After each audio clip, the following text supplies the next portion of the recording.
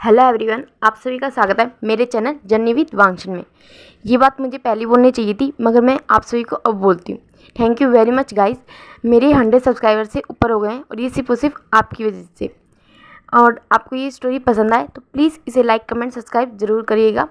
तो आगे की हम आगे की स्टोरी शुरू करते हैं। तो कल के पार्ट में हमने देखा था कि ईवो ने जान को अपना लव कन्फेस किया था, मगर जान ने बहुत रूडली ईवो को आंसर दिया था कि वो ईवो जैसे पर्सन के साथ नहीं रह सकता। वो आयन की मदर बन सकता है, मगर ईवो जैसे पर्सन का हस्बैंड नहीं। फिर अब दिखाते हैं प्रेजेंट टाइम में कि ईवो जान के सामने खड़ा होता है और जान की ये बात सुन के उसे अपने दिल में बहुत ज़्यादा पेन होता है। जब उसने ये बात सुनी थी कि ईवो इस लायक नहीं है कि जान उसके हस्बैंड बन सके, तो उसे ये बात बहुत ज़्यादा बुरी लगी थी। तब उसने मतलब कि ईवो ने जान से कहा था, मैं जानता हूँ कि मैं तुम्हारे लायक नहीं हूँ। मैंने बहुत सारी गलतियाँ की है पास्ट में, बहुत सारी। मैं अंधा हो चुका था। शायद सक्सेस मुझे इतनी अच्छी लगी थी कि मैं दूसरों की तकलीफ़ों को भूल गया था। मैंने ये नहीं देखा कि जितनी तकलीफ़ें मैंने सही है वो तो कुछ भी नहीं है। उनसे ज़्यादा तकलीफ़ें तो तुमने अपनी लाइफ में देखी है। मगर तुम आज भी सही रास्ते पे, और मैं हमेशा एक गलत रास्ते पे, मगर मैंने एक गलत रास्ता चुन लिया था। वो बोलता है, मैं जानता हूँ कि मैं आज तुम्हारे लायक नहीं हूँ, पर मैं वादा करता हूँ मैं तुम्हें छोड़ूंगा नहीं, क्योंकि मेरा प्यार सच्चा है और मैं तुम्हारे लायक बनने की कोशिश करूँगा। और मैं जानता हूँ कि मैंने बहुत सारी गलतियाँ की है, बहुत सारी। मैं हर गलती को सुधार नहीं सकता, मगर जिन्हें मैं सुधार सकता हूँ मैं उन्हें सुधारने की कोशिश ज़रूर करूँगा, और उन्हें सुधारे बिना तुम्हारी लाइफ में नहीं आऊँगा। मैं आज तुमसे यही बोलने आया था कि तुम्हारे प्यार ने मुझे चेंज कर दिया है जान। मेरा रिग्रेट था। मैं हमेशा जब मुझे ये एहसास हुआ था कि मेरी वजह से वैनचिंग की डेथ हो गई, आयन से उसकी मदर चली गई, तब मुझे ये बात रियलाइज़ हुई थी कि मैं कितना गलत था। मैंने गलत किया, इस वजह से तो मेरे साथ गलत हुआ। वो जान ये बोलता है कि आज मुझे रियलाइज़ हुआ, पर मैं वो गलती तुम्हारे साथ नहीं करना चाहता, और ना ही अब अपनी ज़िंदगी के साथ। ईवो जान से बोलता है कि मैंने यहाँ आने से पहले ही तय कर लिया था कि मुझे अब एक बुरा पर्सन बन के नहीं रहना है। मुझे तुम्हारे साथ अपनी लाइफ स्पेंड करनी है। मुझे तुम्हारे साथ, मेरे बच्चे के साथ एक हैप्पी लाइफ जीनी है, एक ऐसी जिसमें कोई भी कभी मुझे ये ना कह सके कि मैं एक बुरा और घटिया पर्सन हूँ। जान, मैंने आज तुम्हें प्रपोज ज़रूर किया था, मगर मैंने खुद से ये वादा किया था कि मैं तब तक तुमसे शादी नहीं करूँगा जब तक मैं उन लोगों को उनकी सज़ा नहीं दे देता, जिन लोगों की वजह से काफ़ी लोग आज सफ़र कर रहे हैं, जिन लोगों का साथ एक वक्त मैंने दिया था। अब मैं खुद उन लोगों को सज़ा दिलाना चाहता हूँ, और मैं खुद चाहता हूँ उन लोगों को जेल से बाहर निकालना जिनके साथ मैंने गलत किया है। मैं सब कुछ तो ठीक नहीं कर सकता, पर हाँ, मेरी वजह से जिन लोगों के ऊपर झूठे इल्ज़ाम लगे, मैं उन सबको सही साबित करूँगा। मैं वादा करता हूँ तुमसे जान, जब तक मैं उन लोगों को बेकसूर साबित नहीं कर देता, मैं तुम्हारे सामने नहीं आऊँगा। और हाँ, मैं जिस तरह तुम मुझे अपने प्यार के काबिल नहीं समझते, मैं भी नहीं समझता खुद को जान, मगर हाँ, मैं अपने आप को उस प्यार के काबिल बनाना चाहता हूँ, क्योंकि मैं तुमसे बहुत ज़्यादा प्यार करता हूँ, और मैं अपने प्यार को खोना नहीं चाहता किसी भी कीमत पे नहीं। और मैं अगर उसके लिए मुझे खुद से भी लड़ना पड़े, उस बुरे ईवो से भी लड़ना पड़े, तो मैं लड़ने के लिए तैयार हूँ। और ये मेरा खुद से वादा है, जब तक तुम ये नहीं कह देते कि मैं तुम्हारे प्यार के काबिल हूँ, तब तक तुम ये नहीं कह देते कि तुम खुद मुझसे शादी करना चाहते हो, मैं तुम्हारी आंखों के सामने नहीं आऊँगा जान। वादा है ये मेरा तुमसे।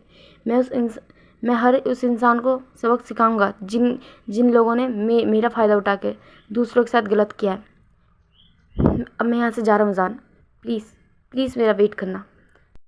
एंड डोंट वरी, अगर तुम मुझसे प्यार नहीं करते तो भी मैं ज़िंदगी भर तुम्हारा वेट करूँगा। ये मेरा वादा है तुमसे, क्योंकि फर्स्ट टाइम मुझे किसी से इतना प्यार हुआ है, और मैं उस प्यार को नहीं खोना, और मैं तुम्हें खोना अफोर्ड भी नहीं कर सकता। और यही बोल के ईवो वहाँ से चला जाता है। तब जान ईवो को बस देख रहा होता है। फिर बोलता है, आई होप कि ईवो तुम ये कर लो, क्योंकि मैं भी तुमसे दूर नहीं रहना चाहता। मैं भी तुमसे प्यार करने लगा हूँ, बहुत ज़्यादा, और तुम मेरे पहले प्यार हो। लोग कहते हैं कि लोगों का पहला प्यार कामयाब नहीं होता, मगर मैं चाहता हूँ कि मेरा पहला प्यार कामयाब हो। तुम मेरी लाइफ में बहुत कुछ बन चुके हो, काश मेरे हस्बैंड भी बन जाओ।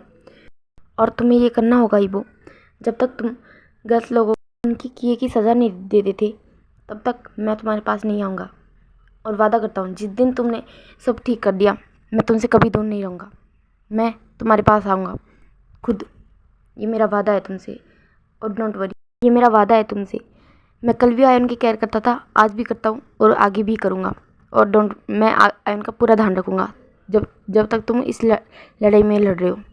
और ये बोल के जान वहाँ से अपने रूम में चला जाता है रेडी होने के लिए, क्योंकि उसे अपने वर्क में जाना था।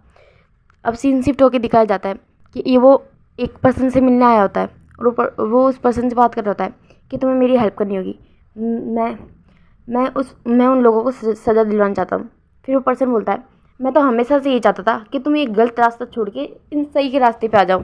फिर वो उससे बोलता है कि अगर तुम आज इस सही रास्ते पे चले हो तो वादा करता हूँ मैं तुम्हारा साथ दूंगा। एंड डोंट वरी, मैं तुम्हारी पूरी हेल्प करूँगा उन लोगों को सज़ा दिलवाने में। मगर तुम्हें पता है कि उन लोगों को सज़ा दिलवाना इतना ईजी नहीं है। वो कोई छोटे मोटे लोग नहीं है, तुम जानते हो उनके पीछे बहुत बहुत बड़े बड़े लोग हैं, बहुत बड़े बड़े लोगों का हाथ है उनके पीछे। क्या तुम उन्हें सज़ा दिलवा पाओगे? कहीं तुम ये लड़ाई बीच में तो नहीं छोड़ोगे? तभी मैं तुम्हारा साथ दूंगा। फिर ईवो बोलता है कि मैं अपनी ज़िंदगी की सबसे कीमती चीज़ को दांव पे लगा के आया हूँ। अगर आज मैं इस लड़ाई को बीच में छोड़ के भाग गया तो मैं अपना सब कुछ खो दूँगा। ये मेरा वादा है तुमसे, जब तक मैं उन लोगों को सज़ा नहीं दिलवा देता मैं पीछे नहीं हटूँगा। फिर वो पर्सन बोलता है ठीक है, मैं तुम्हारी हेल्प करूँगा पूरी तरह से, तुम्हें जो भी हेल्प चाहिए तुम मेरी हेल्प ले सकते हो। फिर वो बोलता है थैंक यू वेरी मच सॉन्गरैंग, तुम मेरे सब सच में बहुत अच्छे दोस्त हो। फिर बोलता है दोस्त होते ही काम के लिए, और वैसे भी जब तुम गलत रास्ते पे थे मैं तब भी तुम्हारे पास आया था तुम्हें समझाने के लिए। फ़र्क सिर्फ इतना था कि तुम उस वक्त मेरी बात नहीं समझे थे, पर आज तुम खुद मेरे पास आए हो अपनी बात समझाने के लिए। फिर वो बोलता है हाँ आई एम सॉरी कि मैंने उस वक्त तुम्हारी बात नहीं समझी थी। फिर बोलता है डोंट वरी, वैसे भी कई बार अच्छे लोग भी गलत रास्ते पे चले जाते हैं, और वैसे भी मैं हमेशा जानता था कि तुम्हारे दिल में कोई भी गलत बात नहीं है। फिर ये बोलता है थैंक यू मुझे समझने के लिए। फिर बोलता है हाँ मैं तुम्हें समझता हूँ क्योंकि मैं तुम्हारा दोस्त हूँ, और अब बताओ मुझे कि मुझे क्या क्या करना है। फिर वो उससे काफ़ी सारी बातें बोलता है, उसे काफ़ी सारी कुछ बताता है और कुछ एक प्लान भी बताता है उसकी उसे कैसे क्या वर्क करना है। फिर अब सीन शिफ्ट करके दिखाया जाता है कि ईबो एक जगह पे आता है, वो मिस्टर नीमिंजू से बात करने के लिए आता है। फिर नीमिंजू उसके सामने बैठे हुए होते हैं और ईबो उनके सामने। फिर ईबो नीमिंजू से बोलता है कि मुझे उसे बाहर निकालना है। फिर बोलता है क्या तुम ये काम क्यों करना चाहते हो? तुम जानते हो ना उसने क्या किया है? फिर बोलता है हाँ मैं जानता हूँ कि उसने क्या किया है, मगर फिर भी मैं उसे बाहर निकालना चाहता हूँ क्योंकि कहीं ना कहीं उसे ये करने के लिए मैंने खुद नहीं मजबूर किया है। फिर नीमिंजू से बोलते हैं कि हाँ मैं समझता हूँ, मगर मुझे नहीं लगता कि वो तुमसे बात भी करने में इंटरेस्टेड होगा। तुम्हें लगता है कि वो तुम्हारी बात मानेगा? फिर बोलता है कि फ़िलहाल तो मुझे सिर्फ उससे बात करनी है, उसके बाद आप प्लीज़ मेरे लिए इतना कर दीजिए। फिर नीमिंजू बोलता है कि तुम जानते हो ना वो तुम्हारी चेहरा भी नहीं देखना चाहता। फिर बोलता है कि प्लीज़ ये मेरी रिक्वेस्ट है। फिर बोलता है कि ठीक है, पर अगर वो तुम्हें देखती ही तुम्हें मारने लगा तो मेरी गारंटी नहीं है। तो फिर बोलता है डोंट वरी, मैं अपनी ज़िंदगी खुद के रिस्क पर जीता हूँ। फिर नीमिंजू बोलते हैं हाँ अच्छी बात है चलो मेरे साथ। फिर वो उसे ले जाने लगते हैं, फिर उसे एक लॉकअप के सामने ले जाके खड़ा कर देते हैं। फिर बोलते हैं कि तुम बात कर सकते हो। फिर एक पर्सन वहाँ पे आता है, फिर वो बोलता है कि तुम्हारी हिम्मत कैसे हुई? वो उस लॉकअप के दरवाजे के ऊपर ज़ोर से मारते हुए बोलता है तुम्हारी हिम्मत कैसे हुई मुझसे यहाँ पे मिलने आने के लिए? तुम्हें क्या बात करनी है मुझसे? हाँ, या फिर तुम चाहते हो कि मैं आज अभी इसी वक्त तुम्हारी जान ले लूँ? फिर वो उसकी मतलब कि गर्दन को पकड़ लेता है ईवो की। फिर मतलब कि नीमिंजू और बाकी लोग उसकी गर्दन मतलब कि हाथ को हटाते हैं। फिर ईवो उसके हाथों को हटाता है और उससे बोलता है कि मैं यहाँ सिर्फ तुमसे बात करने आया हूँ, मैं चाहता हूँ कि तुम इस जेल से बाहर निकलो। तो फिर बोलता है ये मुझे तुम्हारे मजाक में कोई इंटरेस्ट नहीं है, और तुम मेरी मदद करना चाहते हो? क्यों मेरे ऊपर हंसना चाहते हो? फिर बोलता है कि नहीं, मैं अपनी गलती को सुधारना चाहता हूँ। फिर मिस्टर सुयंग बोलता है मुझे यहाँ से बाहर निकाल के मेरे ऊपर अपना एहसान चढ़ा के। फिर बोलता है कि नहीं ऐसी कोई बात नहीं है, मैं तुम्हें यहाँ से बाहर निकालना चाहता हूँ, तुम पहले मेरी बात सुनो। फिर बोलता है कि इसमें तुम्हारा ही फ़ायदा है। तुम मुझे बताओ अगर आज तुम मेरी जान ले भी लोगे तो तुम्हें क्या क्या मिल जाएगा बताओ? फिर नीमिंजू से बोलता है कि इस लॉकअप का दरवाज़ा खोलो। फिर नीमिंजू बोलते हैं कि नहीं मैं ये नहीं करूँगा, ये रूल्स के खिलाफ़ है। फिर बोलता है please sir please I request you, आप इस लॉकअप का दरवाज़ा खोलिए। फिर बोलता है तुम क्या मरना चाहते हो? फिर बोलता है मेरी जान अभी किसी काम की नहीं है, मुझे अगर मौत भी आ गई तो मुझे फ़र्क नहीं पड़ता। फिर नीमिंजू दरवाज़ा खोल देते हैं। फिर ईवो अंदर जाता है। जब सुयंग ईवो को अंदर देखता है तो वो उसे बहुत ज़्यादा मारने लगता है, उसे पंचिस मार रहा होता है और नीमिंजू देख रहे होते हैं खड़े होकर। जो अदर पुलिस ऑफिसर होते हैं वो उन्हें छुड़ाने के लिए जा रहे होते हैं, मगर नीमिंजू उन्हें हाथ दिखा के मना कर देता है। फिर वो लोग भी वहीं पे खड़े हो जाते हैं। वो लोग देख रहे होते हैं कि कैसे सुयंग उन ईवो को मार रहा होता है, मगर ईवो बिल्कुल भी रेजिस्ट नहीं करता और वो सुयंग को मारने देता है। फिर सुयंग उसे बहुत मारता है। फिर ईवो एक वक्त पे आके उसका हाथ पकड़ लेता है और उससे बोलता है, क्या तुम्हें खुशी मिल गई? फिर सुयंग बोलता है, फिर सुयंग उसकी ओर देख रहा होता है। फिर बोलता है, बोलो, क्या तुम्हें खुशी मिल गई? क्या तुम्हारी डैड के मौत का बदला पूरा हो गया? अगर आज तुम मेरी जान भी ले लोगे तो भी तुम मुझे बताओ, जो तुम्हारी डैड के ऊपर इल्ज़ाम लगे क्या वो हट जाएंगे? क्या दुनिया उन्हें एक अच्छा इंसान समझने लगेगी? अगर ऐसा है तो आज अब इसी वक्त तुम मेरी जान भी ले सकते हो, मुझे फ़र्क नहीं पड़ता। वैसे भी मेरी जान की अब कोई वैल्यू नहीं है। फिर सुयंग उसकी ओर देख रहा होता है और फिर वो एक जगह पे जाके बैठ जाता है। फिर ईवो उसके पास आता है और उससे बोलता है, प्लीज़ मुझे तुम्हारी हेल्प चाहिए, मुझे तुम्हारे डैड को बेकसूर साबित करना है, उसी जगह, उसी वक्त और उसी कोर्ट में। फिर वो बोलता है, फिर सुयंग उसकी ओर देखता है, फिर बोलता है, क्यों? वो पसंद तुम्ही थी ना जिसने उन्हें जेल भेजा था, जिस पसंद ने उनके ऊपर इतने घटिया इल्ज़ाम लगाए थे, लोगों की मौत का कसूरवार ठहराया था। फिर ईवो से बोलता है, नहीं, वो मैं नहीं था, वो एक ऐसा ईवो था जो पैसों और पावर के पीछे पागल था। मैं उस ईवो से हार गया था। मैं एक वक्त पे उस ईवो से हार गया था, मगर मैं आज उस ईवो से जीतना चाहता हूँ और उस लड़ाई में मुझे तुम्हारी ज़रूरत है। मैं उस घटिया इंसान से जीतना चाहता हूँ जिसने एक मासूम इंसान को जेल के अंदर पहुँचाया था। प्लीज़ मेरी हेल्प करो। मैं तुम्हारे डैड को बेकसूर साबित करना चाहता हूँ। एंड ट्रस्ट मी, मैं ये सच में करना चाहता हूँ।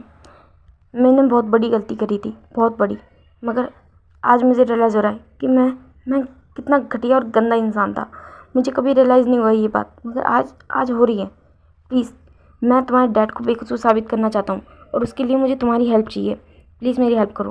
फिर सुयंग बोलता है, क्या हेल्प चाहिए तुम्हें मेरी? फिर बोलता है कि मैं ये सब कर सकता हूँ, मगर मैं उन लोगों के ख़िलाफ़ अभी खड़ा नहीं होना चाहता। मैं उन लोगों को अपना फेस नहीं दिखाना चाहता। मैं चाहता हूँ कि तुम मेरे लिए कुछ वर्क करो। फिर बोलता है कि और अगर तुमने मुझसे झूठ बोला, मुझे धोखा दिया तो? फिर बोलता है कि मेरी वाइफ हमेशा के लिए मुझे छोड़ के जा चुकी है। अगर तुम आज मेरी जान भी ले लो तो मुझे फ़र्क नहीं पड़ता। शूट एट साइड, तुम मुझे जिस तरह तुमने मेरी वाइफ को मारा, तुम मुझे भी मार सकते हो। मुझे नहीं लगता कि वो तुम्हारे लिए कोई बड़ी बात होगी। अगर तुम एक मौत की इल्ज़ाम लेकर इस लॉकअप में हो तो 2 मौत का इल्ज़ाम भी ले लोगे तो कोई फ़र्क नहीं पड़ेगा, है ना? तो फिर सुयंग उसकी ओर देखता है और उसका कॉलर ज़ोर से पकड़ता है और उसे अपनी ओर खींचता है और बोलता है, मुझे रिग्रेट है, मुझे हद से ज़्यादा रिग्रेट है कि मैंने गोली तुम पे चलाई थी, मगर तुम्हारी वाइफ सामने आ गई थी। और मुझे रिग्रेट है कि मैंने एक मासूम की जान ले ली। मगर ये मेरा वादा है, अगर तुमने मुझे धोखा दिया तो मेरे हाथ तब भी नहीं काँपेंगे तुम्हारी जान लेने से, एक पल भी नहीं सोचेंगे। फिर ईवो बोलता है, डोंट वरी, मैं वादा करता हूँ, ये मेरा वादा है तुमसे। मैं अपने बच्चे की कसम खा के बोलता हूँ, मैं तुम्हारे डैड को बेकसूर साबित करूँगा। फिर सुयंग बोलता है, ठीक है, मैं तुम्हारा साथ दूँगा। फिर लेकिन सुयंग के ऊपर जो केस था, मर्डर केस, उसके रिगार्डिंग नीमिंजू ईवो से बात करते हैं। फिर ईवो बोलता है कि मैं इस केस को वापस लेना चाहता हूँ, सुयंग को इस जेल से बाहर निकालना चाहता हूँ, फ़िलहाल मुझे उसकी ज़रूरत है। फिर नीमिंजू बोलते हैं, क्या तुम ऐसा कर सकते हो? फिर बोलता है कि हाँ, वो मेरी लीगल वाइफ थी और मैं अपनी वाइफ का केस वापस ले सकता हूँ, मैं उसके मर्डर के चार्जेस नहीं लगाता। फिर बोलता है कि ठीक है, मगर तुम जानते हो ना, तुम्हें इसमें कोर्ट में अपील करनी होगी। फिर बोलता है, डोंट वरी, मैं वो सब कर लूँगा, मैं हर चीज़ की जिम्मेदारी खुद लेता हूँ। फिर बोलता है कि ठीक है। फिर अब वो इस काम में लग जाता है। वो उससे पहले सुयंग को जेल से बाहर निकालना था, तो वो इस काम में लग जाता है और वो सॉन्गलेन की हेल्प लेता है, क्योंकि सॉन्गलेन एक बहुत अच्छा हैकर भी था और एक काफ़ी टैलेंटेड लॉयर भी। फिर और उसे ये बात मतलब कि उसे वो चाहता था कि सॉन्गलेन ही की तरफ से इस केस को लड़े। फिर अब दिखाया जाता है कि मतलब कि ईवो ने केस वापस ले लिया था। इस वजह से 5 दिन बाद सुयंग को जेल से रिहा कर दिया जाता है, क्योंकि अब उसके ऊपर कोई भी मर्डर की चार्जेस नहीं थे। फिर सुयंग सॉन्गलेन से मिलता है और क्योंकि ईवो ने ही सॉन्गलेन को सुयंग को रिसीव करने के लिए वहाँ पे भेजा था, क्योंकि वो नहीं चाहता था कि कोई भी सुयंग को और ईवो को साथ में देखे। फिर सॉन्गलैन ईवो को लेके वहाँ से निकल जाता है और फिर वो हर चीज़ के बारे में, मतलब जो भी ईवो का प्लान था उस सब के बारे में वो सुयंग को बताते हैं।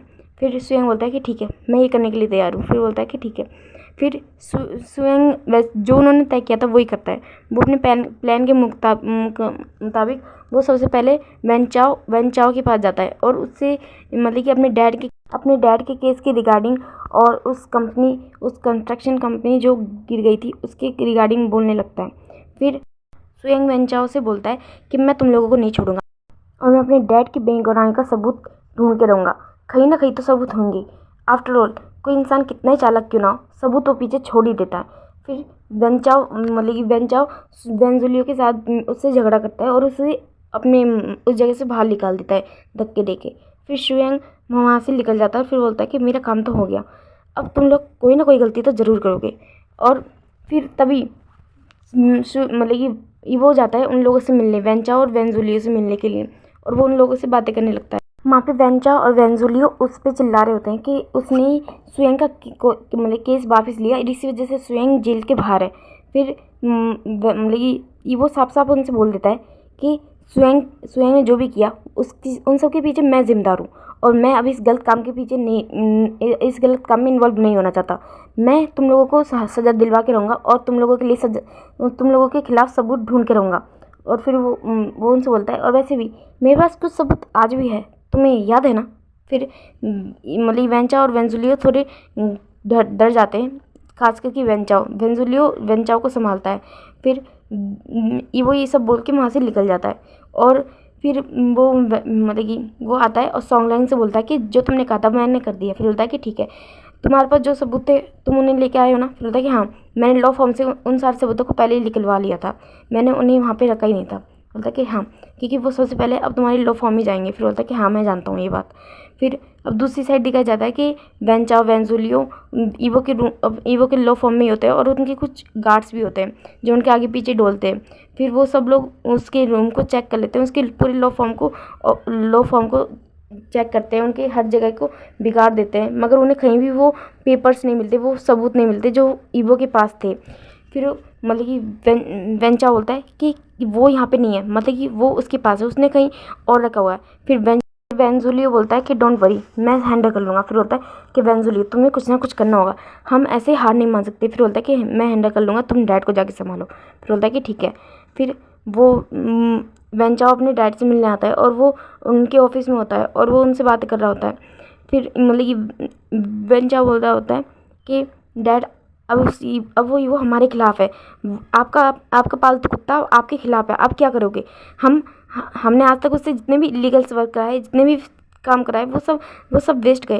फिर बोलता है अब अगर उसने कोर्ट में साबित कर दिया कि हम लोग गलत है, वो सही, हमने उस बुड्ढे के ऊपर झूठे इल्ज़ाम लगाए थे, तो हम लोग बहुत बड़ी प्रॉब्लम में आ सकते हैं और हमारे सारे इनलीगल्स वर्क वो भी प्रॉब्लम मतलब कि वो भी पकड़े जाएंगे। फिर मेरे वेंचा बोलता है, वैन लुहान बोलता है कि डोंट वरी, मैं सब हैंडल कर लूँगा। और वेंजुलियो खां पे फिर बोलता है कि मैंने मतलब उसने मुझसे बोला कि वो सब हैंडल कर लेगा और वो वहीं पे है। फिर बोलता है कि ठीक है, तुम यहाँ से लिख लो और ये सारी बातें यहाँ पे नहीं, मतलब ये सारी बातें ऐसी जगहों पे नहीं बताते, तुम हर चीज़ में पैनिक क्यों कर जाते हो, क्या तुम शांति से कुछ भी काम नहीं कर सकते।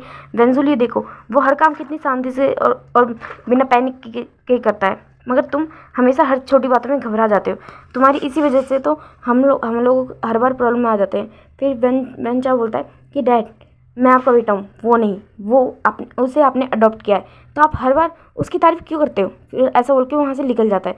फिर वेंचा बोलता है कि नहीं, हर बार डैड उसकी तारीफ़ करते हैं, मगर इस बार मैं डैड को बताऊँगा कि मैं उनका बेटा हूँ और मैं ये काम करके रहूँगा। फिर वो जाता है, वो एक जगह पे जाता है और जो भी उसने इलीगल्स वर्क की फाइल्स और डिटेल्स वगैरह जमा कर रखी थी, उन सारी डिटेल्स को, उन सारी फाइल्स वगैरह को वहाँ से निकालता है और दूसरी जगह उन्हें शिफ्ट करने की सोचता है। कि उसने पहले सोचा था कि मतलब कि अगर ईवो यहाँ पे आता जाता रहता है, अगर उसे इन सब के बारे में पता चल गया तो वो यहाँ से ले जाएगा, इस वजह से उसने उन सारी चीज़ों को कहीं और शिफ्ट करने की सोची थी, क्योंकि ईवो को इस जगह के बारे में अच्छे से पता था।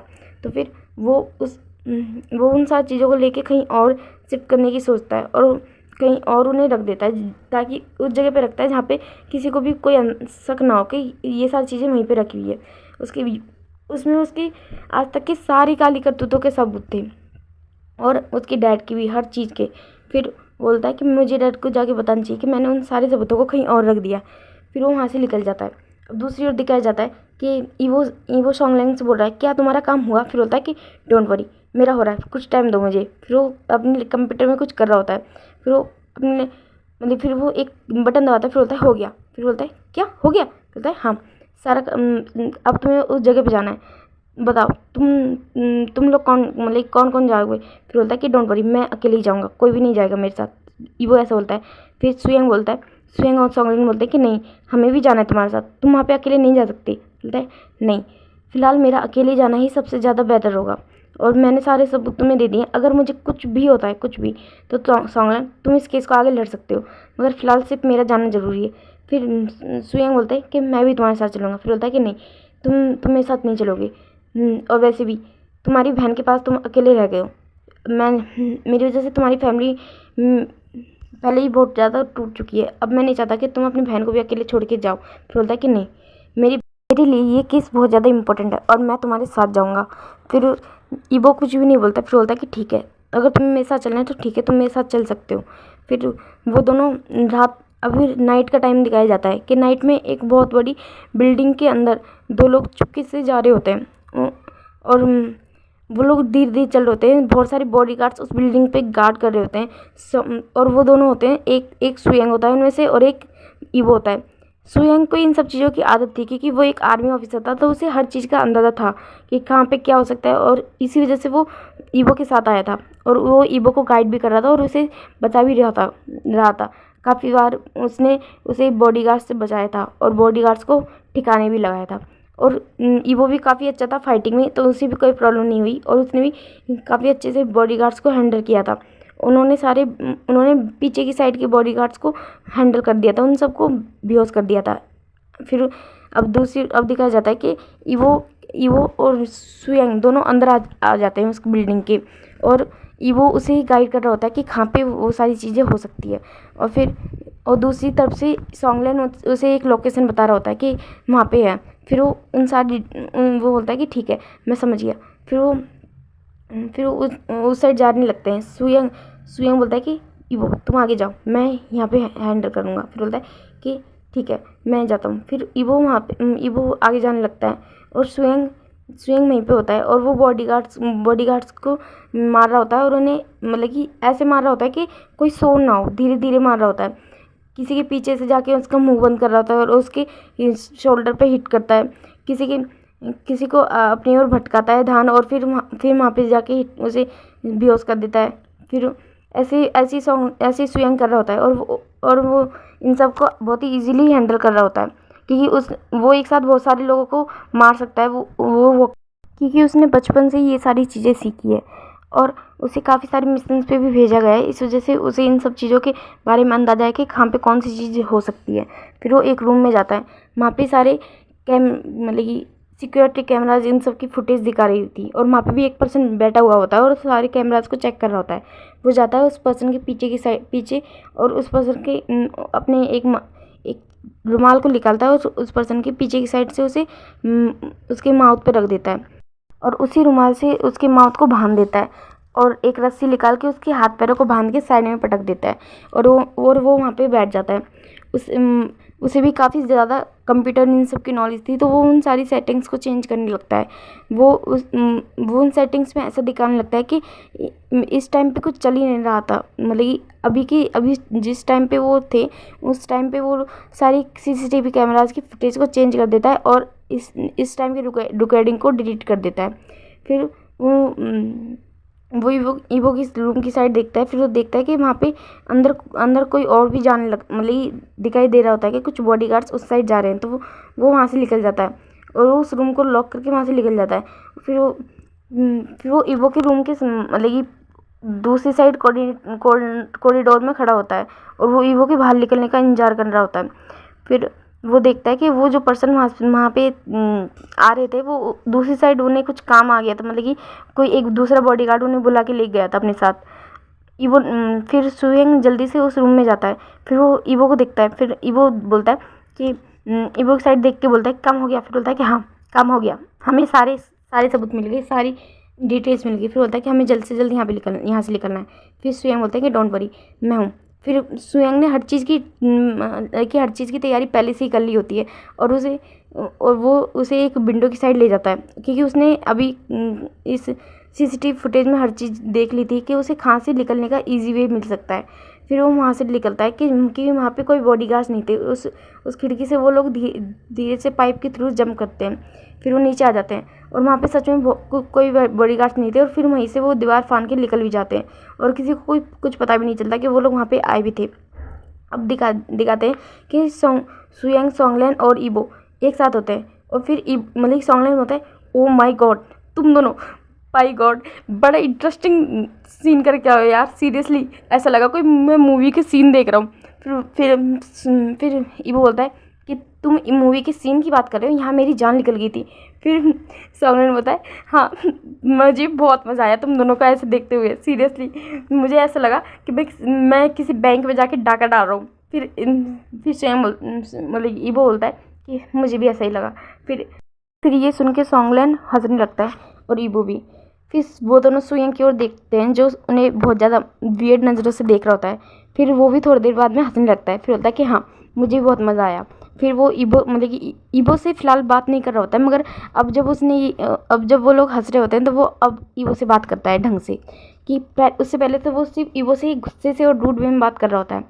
फिर अब दिखाते हैं कि ईबो उन लोगों से बात कर रहा होता है कि सुयंग अब हमें सबूत मिल चुके हैं और अब तुम्हें कोर्ट में केस फाइल करना है।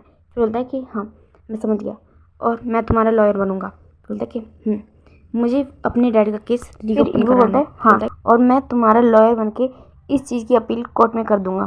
फिर नेक्स्ट डे दिखाया जाता है, एक हेडलाइन चल रही होती है न्यूज़ में कि कुछ महीनों पहले जो कंस्ट्रक्शन बिल्डिंग का केस कोर्ट में चल रहा था और उसमें एक पर्सन को सजा हुई थी, वो केस अब रीओपन हो रहा है और उसके बेटे ने ये अपील की है कोर्ट में।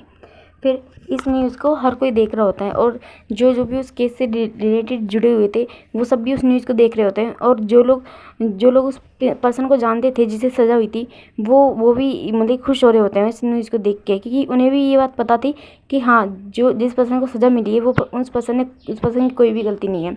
वो सब लोग खुश हो रहे होते हैं और जान भी इस न्यूज़ को बैठ के अपने घर पर देख रहा होता है। फिर बोलता है आई होप कि वो तुम इस लड़ाई में जीतो और मैं खुद भी चाहता हूँ कि तुम इस लड़ाई में जीतो। फिर अब और भी काफ़ी लोग इस न्यूज़ को देख रहे होते हैं, लैन सिचेन, लैन कुरैन, मेंग्याओ। फिर वो सब भी स्माइल करते हैं और लैन कुरैन बोलते हैं कि अब मुझे अपने बेटे पे प्राउड है, अपने नेफ्यू पे, ईबो पे। फिर वो ऐसे बोलते हैं। फिर लैन सिचेन बोलते हैं कि हाँ मुझे भी मेरे ब्रदर पे प्राउड है। फिर आयन बोलता है कि अंकल इस केस पे डैड वर्क कर रहे हैं, डैड इस केस को लड़ेंगे। फिर बोलता है कि हाँ आयन तुम्हारी डैड इस केस को लड़ेंगे। फिर बोलता है कि ये डैड इस केस को जीत जाएंगे, मैं गॉड से प्रेयर करूँगा कि डैड इस केस को अच्छे से जीते। फिर बोलता है कि हाँ आयन तुम प्रेयर करना कि आज तुम्हारे डैड इस केस को ज़रूर जीते। फिर बोलता है कि हाँ। फिर अब दिखाया जाता है कि इस केस को रीओपन कर दिया गया था, कोर्ट में इसकी अपील स्वीकार कर ली थी और फिर इस केस को मतलब कि इस केस की डेट भी निकल गई थी, किस दिन इसकी सुनवाई होगी। और हर पर्सन जो भी उस केस से रिलेटेड था उन सबको कोर्ट में बुलाया गया था, वेंचा, वेंजुलियो और बाकी सबको भी। फिर अब ऐसे ही कुछ दिन बीत जाते हैं और फिर लगभग 2 दिन बाद ही इस कोर्ट की फर्स्ट हियरिंग थी। फिर अब वो दिन भी आ जाता है और जिस दिन जब वो अपने घर पे होता है उस दिन, और सुयंग भी वहीं पे होता है, सुयंग और सोंगलेन भी। वो लोग इतने दिनों से घर पे ही थे और सब चीज़ कर रहे थे कि उन्हें क्या और कैसे सबूतों को देना है। फिर अब दिखाया जाता है कि ईबो, सुयंग, सोंगलेन, लैन कुरैन, लैन सिचेन और मेंग्या और आयन ये सब वहीं पे होते हैं और निहोसेन और निमिंजू भी वहीं पे होते हैं। फिर वो लोग बात कर रहे होते हैं कि आज के कोर्ट केस है और सभी लोग उसे मतलब ईबो को ऑल द बेस्ट बोलने के लिए आए हुए होते हैं। फिर वहीं पे बेल रिंग होती है और एक पर्सन और अंदर आता है और उस पर्सन को देख के सब लोग खुश होते हैं। फिर वो आता है, ईबो के सामने खड़ा हो जाता है और बोलता है ऑल द बेस्ट, मेरी बेस्ट विशेज़ है तुम्हारे साथ। आई होप कि तुम ये केस जीतो, और तुम्हें ये केस जीतना भी है, जानते हो ना। फिर ईवो उसकी आंखों में देख के बोलता है, हाँ मुझे ये केस जीतना है, मैं अपनी लाइफ का ये केस ज़रूर जीतना चाहता हूँ। और वो उससे हाथ पे हाथ मिला के बोलता है, थैंक यू जान, यहाँ आने के लिए। फिर बोलता है, हाँ मुझे तो आना ही था, आफ्टर ऑल मैं तुम्हारा होने वाला फ्यूचर बॉयफ्रेंड जो हूँ। फिर ये बोलता है, क्या? बोलता है, हाँ अगर तुम ये केस जीत गए तो हाँ मैं सोचूंगा तुम्हारा बॉयफ्रेंड होने की, और अगर तुम हार गए तो मुझे नहीं लगता कि मैं तुम्हें डेट करूँगा। फिर ये बोलता है, ठीक है मैं ये केस ज़रूर जीतूँगा। फिर सब लोग भी हंसने लगते हैं। मतलब कि उनका मूड लाइट हो जाता है। वो लोग सब टेंशन कर रहे होते हैं और पैनिक हो रहे होते हैं, तो अब उनका मूड बहुत ज़्यादा लाइट हो जाता है। फिर आयन बोलता है कि गगा आप मेरे साथ रहोगे ना? फिर बोलता है, हाँ आयन मैं आपके साथ रहूँगा, आपका बडी आपके साथ रहेगा। फिर बोलता है, यस बडी आप मेरे साथ रहना। फिर वो उसे मतलब कि जान आयन को गोद में उठा लेता है। फिर लैनकुरैन और लैंसचैन वहीं पे होते हैं और बाकी सब लोग वहाँ से निकल जाते हैं। और सुयंग और सोंगलैन ये सब वहीं पे जा रहे होते हैं कोर्ट केस के लिए और ईवो के साथ। फिर अब दिखाया जाता है कोर्ट के बाहर जब सब लोग खड़े होते हैं तभी वेंचाओ वेंजुलियो ये सब वहाँ पे आते हैं, और कोर्ट की ईयरिंग का टाइम हो रहा होता है और उससे पहले वो लोग वहीं पे बाहर होते हैं। फिर वेंचाओ ईवो के पास आता है और बोलता है कि इतने सालों से हमारे साथ काम कर रहे थे, क्या हमारे साथ काम करने में अब तुम्हें कोई इंटरेस्ट नहीं रहा, या फिर तुम्हें अब पैसे कमाने में कोई इंटरेस्ट नहीं रहा? फिर वेंजुलियो उसके पास आता है और उससे बोलता है कि मुझे नहीं लगता कि तुम ये जीत पाओगे, और अगर जीत भी जाओगे तो क्या फ़ायदा, वैसे भी अपनी लाइफ की सबसे बड़ी चीज़ तो आज तुम खो ही दोगे ना। फिर ये बोलता है, तुम क्या बोल रहे हो? फिर बोलता है, हाँ वैसे मैंने सुना है कि तुम उस डॉक्टर जान से बहुत ज़्यादा प्यार करते हो। फिर ईवो उसकी मतलब कॉलर को पकड़ लेता है और बोलता है, क्या बोल रहे हो तुम? फिर सब लोग वहाँ पे आ जाते हैं और उन ईवो को छुड़ाते हैं। फिर वेंजुली उसके कान के पास आके बोलता है, मुझे पता चला है कि तुम डॉक्टर जान और अपने बेटे से इस दुनिया में सबसे ज़्यादा प्यार करते हो, और अगर आज इस कोर्ट केस के लड़ने के बाद अगर तुम इसे जीत भी जाओ तो भी अगर तुम उन दोनों को खो दोगे तो मेरे हिसाब से तुम्हारी लाइफ की वैल्यू ख़त्म हो जाएगी। फिर ईवो उसे बोलता है, तुम्हारी हिम्मत कैसे हुई, क्या बोल रहे हो तुम? फिर बोलता है, मैं सच बोल रहा हूँ। फिर वेन नुहान उसके पास आता है और बोलता है, जब कुछ दिन पहले मैं तुम्हारे पास आया था और मैंने तुमसे कहा था कि तुम मेरी बेटी के हस्बैंड हो और तुम हमारे साथ काम करते हो, तो तब उस वक्त तुमने मुझसे क्या बोला था, तुम्हें याद है ना? मैंने तुमसे बोला था कि आज तुम इस अब दिखाते हैं, फ्लैशबैक दिखाया जाता है कि कुछ दिन पहले जब ये कोर्ट केस की मतलब ये कहा गया था कि इसकी हियरिंग की डेट लिख ली थी, तब वेन नुहान ईवो के पास आया था उससे बात करने के लिए, उसे अपनी बेटी और उसके रिश्ते के वास्ता देने के लिए। उसने उससे बोला था कि तुम मेरी बेटी के हस्बैंड हो, और तुम जानते हो कि हम दोनों का मतलब कि मैं एक तरह से तुम्हारे डैड लगता हूँ, तो क्या तुम्हें अच्छा लगेगा कि तुम अपने ससुर को, अपने फादर इन लॉ को उसके कोर्ट केस में खड़ा करो, उसे सज़ा दो? फिर होता है कि अगर आपने गलत किया तो आपको सज़ा मिलेगी। फिर बोलता है कि मिस्टर वांग ईवो, आप जिस ओहदे पे, जिस पोस्ट पे बैठ के इतना गुरूर कर रहे हो ना, ये मत भूलो कि इस कामयाबी, इस सब चीज़ों का कहीं ना कहीं मैं जिम्मेदार हूँ। आज जो तुम इस घर में खड़े हो ना, भूलो मत कि इस घर की 2 ईंटें मेरी भी लगाई हुई है। फिर ईवो जोर से चिल्ला के बोलता है, तो ले जाइए अपनी वो 2 ईंटें निकाल के, आपकी उन 2 ईंटों की वजह से मेरे पूरे घर में बदबू हो गई है। फिर ईवो ऐसे बोलता है और फिर मतलब वेन लुहान को बहुत ज़्यादा गुस्सा आ जाता है और वो वहाँ से निकल जाता है। फिर ईवो शांत हो जाता है। अब यहीं पे फ्लैशबैक ख़त्म हो जाता है। फिर वेन लुहान बोलता है कि आज मैं निकाल के लेके जा रहा हूँ अपनी 2 ईंटें नहीं, तुम्हारी ज़िंदगी से तुम्हारी लाइफ के 2 इम्पोर्टेंट पर्सन। फिर ये बोल के वेन लुहान वहाँ से चला जाता है और वेंचाओ वेंजुली भी उनके पीछे चले जाते हैं। फिर ईवो बहुत ज़्यादा पैनिक करने लगता है। वो सोच रहा होता है कि वो क्या करे, वो इस बार क्या करे। पहले उसकी पास चॉइस थी, मगर इस बार क्या उसके पास चॉइस है? अपनी सच्चाई और आज इस केस को, एक तरफ ये सच्चाई और केस है और दूसरी तरफ उसकी ज़िंदगी का प्यार और उसका बेटा। वो यही सब सोच रहा होता है, तभी उसके कंधों पे कोई हाथ रखता है। फिर वो देखता है कि एक तरफ सुयंग और एक तरफ सोंगलैन ने उसके कंधे पे हाथ रखा है। फिर वो दोनों फिर सुयंग उसकी ओर देखता है और बोलता है कि वांजी, आज तुम मेरे लिए लड़ने जा रहे हो तो मैं पीछे नहीं हटूंगा, और ये मेरा वादा है तुमसे। मैं उन दोनों को सही सलामत लेके आऊँगा तुम्हारे पास। और सॉन्गलैन उससे बोलता है कि मैं भी इसके साथ जाऊँगा और मैं विंग और आयन को सही सलामत हम दोनों तुम्हारे पास लेके आएंगे और तुम अपना केस लड़ो, डोंट वरी। फिर ईवो सुयंग का हाथ पकड़ता है और उससे बोलता है प्लीज़ उन दोनों को कुछ मत होने देना और मैं तुमसे वादा करता हूँ मैं पीछे नहीं हटूँगा चाहे कुछ भी हो जाए। फिर सुयंग और सॉन्गलैन वहाँ से निकल जाते हैं जान और आयन को बचाने के लिए। और thank you very much guys, आज की स्टोरी यहीं के लिए। आपको ये स्टोरी पसंद आए तो प्लीज़ लाइक कमेंट सब्सक्राइब जरूर करने का। Thank you.